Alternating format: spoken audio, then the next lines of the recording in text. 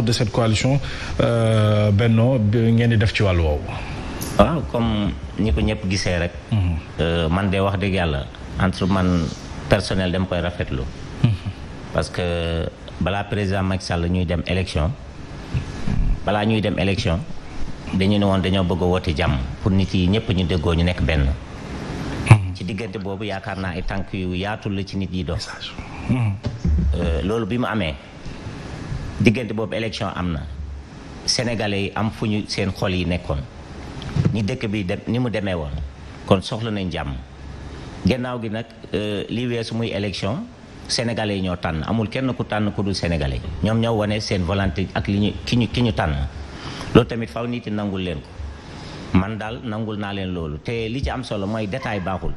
parce que réew mi mënuñ jóge ci ay at ci ay détails def na lii ñu fol président même pas ay weer ñu nekk ci di commentaire fu kon liggéey du am man de wax dëgg yàlla dem bëgg ñu libéré ko te bañ ko fa xasal bay ko mu liggéey comme nag ñoom ñoo wax ñoom mën nañu ñoom dinañu def lu seen kémtu lay kattan pour réew mi baax mais ñun ñëpp réew mi baax la ñu bëgg mais nguur yàllaa koy joxe nguur yàllaa koy tànn yàlla tànn na ko jox ko kon nangul nañ leen ko li ci am solo man daal li président Diomaye dem palais man de wax dëgg yàlla rafetlu naa ko parce que comme kii moo fi nekk ku la jiitu ci nekk nag moo lay won bunt bi fu mu nekk parce que nit ki ak lu mu montu doon loo am xam-xam am na loo xamante soo ko nangoo da ngay denc sa xam-xam ba pare taataan xam-xam jàmbur boo ko boolee ci li ngay ëpp solo te réew li mu nekk réew mi fu mu toll dafa laaj ay nit yoo xamante ñu am xel lañu te yaakaar naa président Macky Sall ak président Ousmane Sonko ak Diomaye du ñu ay noonu mënoon nañu bañ a bokk gis-gis nag xeex nañ ci gannaaw gi jàmm am na que le maire gagne kooku gagné na jël na réew mi léegi kii moom moo ko war remplacer mais woo na ko palais ci la ñuy waxtaan loolu secret de état la loolu du ñëpp mënuñu ko xam tey ñi si gën a bëri dañuy taataan ay wax rek di ko teg ci mbedd bi mais xamuñu li ñu fa wax loolu moom bari na ci Sénégal kon man dama koy rafetlu di ñaan yàlla tamit lu ñu yéene ci Sénégal rek mu baax ndax Sénégal am na ñoo xamante wax dëgg yàlla ay nit yu sonn la ñoom bëgguñu ay détails li ñu bëgg ku leen gaaw génne leen ci guute yi ñu nekk parce que nit bu dee li ñuy wax ci wàllu xiif nga gis ko am côté yoo xamante ne am na ko nga gis beneen côté ci wàllu jafe-jafe nit yeneen am nañ ko kon suñu folee président yaakaar lañ ci am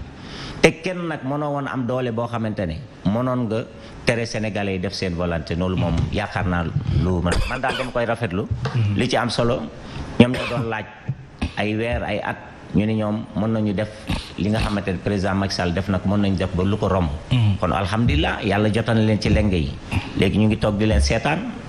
yàlla na leen ci yàlla dimbali parce que sénégalais ñu ngi leen xaar ci lu bëri te sénégalais nag ni muy détaillé amul patience ñoom tey yaa ngi bëgg a teg sama gars yi pression de toggal tey yekk tey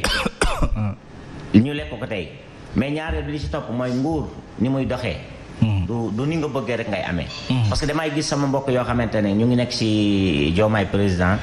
ñoom ñu nekk ci coalition boobu ñu àndoon di jàppale président Ousmane Sonko gis nga yàlla mooy fol mais projet bi kenn ku ne xam na ni président Ousmane Sonko moo ko moom et moom tamit bu soxoroon billaay wallaay wa taala kenn du mujjee projet bi parce que am nit am na lu xam-xamam wala mu am leneen mu ñaawoo ak loolu mu deyaale ak moom nit mënu ci dara mais ku dee ku ma nangoo partage benn nangu su ma demul keneen dem nangu na ko ba tey wane wuñu leneen kon nañ leen bàyyi ñu nekk ci jàmm quoi moo gën li ci am solo mooy ñi ànd ak ñoom tamit ñu gën a bàyyiwaat xel mooy ñi nga xam ne dañu àndoon di xeex projet bi di xeex guddi ak bëccëg tey suñ demee nañu xam ne nag président Diomaye du seen président ñoom kese président Sénégal yépp la lu tax nga naan non ñoom ñooy conseil président da ngay fayu da ngay jàpp ñii da ngay def lii loolu Sénégal soxlawul loolu parce que fii nii kuñ fi jàpp tamit yàgg-yàgg dañ lay bàyyi rek kon kenn yéenewul kenn ñuy dem ñu naan demal jàpp diw te ñoom bu ñëwee def loolu kon ñoom li ñu doon bañ comme ñoom loolu la ñu continuer di def te loolu bëgguñu ko ci Sénégal dañoo bëgg ñu waxtaan ñëpp nekk ci jàmm kii opposé kii nekk ci nguur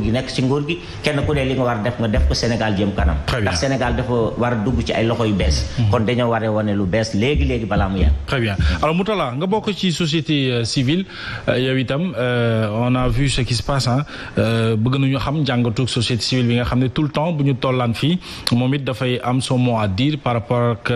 une situation. Alors on a vu le président élu dem seeti ji nekk une visite de courtoisie ca fa nga xam ne moom moo di ca palais de la République. Le président sortant muy une première on va dire sénégalais yi commencé ko jàngat di ko décrypter comme lu baax la lu rafet la et que mën na apaiser et puis image bu baax la également ci sunu démocratie seen jàngat ci loolu.